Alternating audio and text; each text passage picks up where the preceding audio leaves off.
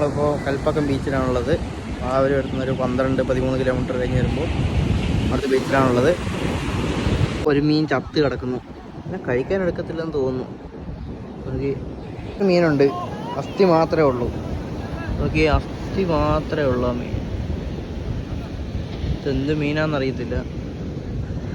ഇത് ഫുള്ള് തിരക്ക്, കുറച്ച് തിരക്കുണ്ട്. ഈ 3 പേരെ കൂടെയാണ് നമ്മൾ വന്നേക്കുന്നത്.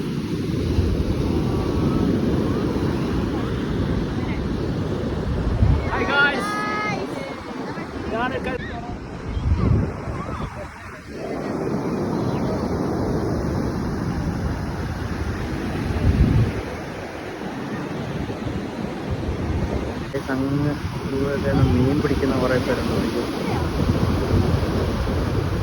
അതൊക്കെ മീൻ പിടിക്കാൻ പോയവരാണ്. കുറേ ബോട്ടുണ്ട് അതിൻ്റെ അകത്തൊക്കെ.